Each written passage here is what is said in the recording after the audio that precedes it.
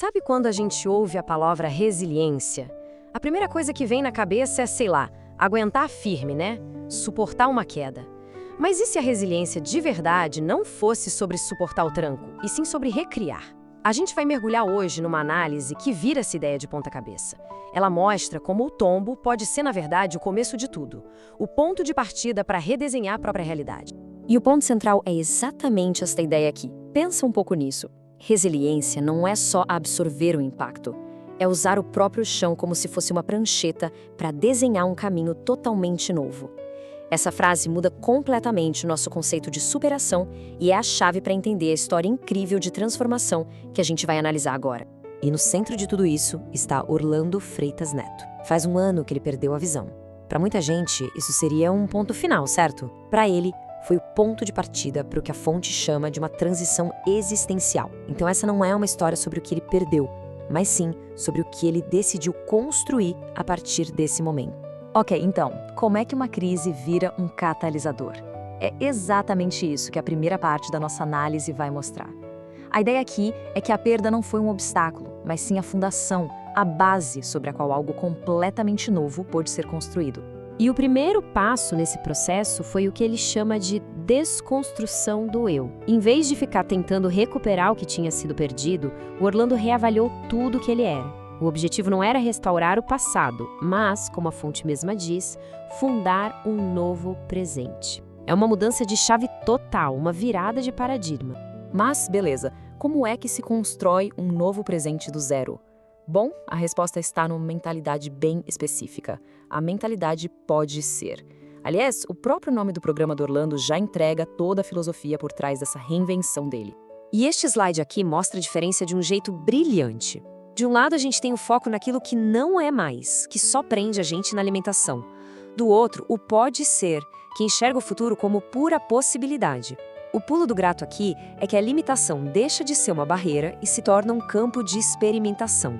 E aí a pergunta é, o que acontece quando um obstáculo vira um convite para a criatividade? E essa criatividade toda, que nasce da mentalidade pode ser, encontra um aliado poderosíssimo na tecnologia. Mas olha, não da forma que a gente geralmente imagina.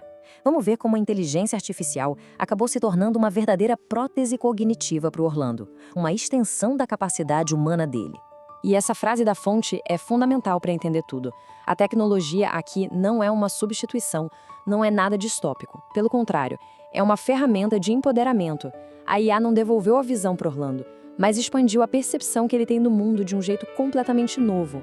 Tá, mas como isso funciona na prática? Através de um processo chamado mediação sensorial. Basicamente, a IA funciona como uma ponte, um tradutor. Ela pega o mundo visual e converte tudo em informações que o Orlando consegue processar. Dados de áudio, descrições. O resultado final não é restaurar a visão, mas sim restaurar a autonomia. O que a gente tem aqui, no fim das contas, é uma sinergia de verdade entre humano e máquina. A tecnologia dá o como fazer, mas é sempre o propósito humano que define o porquê. A máquina está a serviço da pessoa e não o contrário. É uma parceria muito poderosa. Então a gente já viu a crise, a mentalidade e a tecnologia. Mas o que o Orlando faz a seguir é o que transforma tudo isso num sistema. Ele pega a experiência individual dele e converte em um recurso que pode ser compartilhado com todo mundo. Esse sistema é o que ele chama de ciclo de memória recursiva. Olha só como funciona. O input é a crise inicial, o choque. Em seguida vem o processamento, que é quando ele aplica a mentalidade pode ser e usa as ferramentas de IA. Depois, o output, o resultado, é o programa que ele cria para compartilhar a jornada.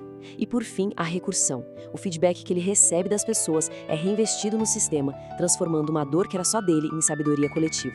Então, no final dessa jornada toda, o que a gente aprende? Essa análise redefine completamente o que significa ser resiliente. Vamos juntar agora as peças e ver as principais conclusões desse framework. Tudo se resume a 3 pilares. Primeiro, a IA como uma aliada da autonomia, uma ferramenta para a liberdade, não para o controle. Segundo, a mentalidade pode ser, que prova que a criatividade vai muito além de qualquer barreira física. E terceiro, a reinvenção em tempo real, em que a tecnologia devolve o protagonismo à agência sobre a própria vida. E toda essa jornada que a gente viu culmina em algo bem prático e real. O programa do Orlando, o Pode Ser, vai estrear no dia 15 de janeiro de 2026 nos canais oficiais dele. É a materialização de todo esse processo de reinvenção que a gente acabou de analisar. Para fechar, fica essa pergunta no ar. Ela captura a essência da mentalidade Pode Ser. Se cada limitação que a gente encontra na vida não for um ponto final, mas sim um convite para experimentar, então o que se torna possível? Fica aí a reflexão.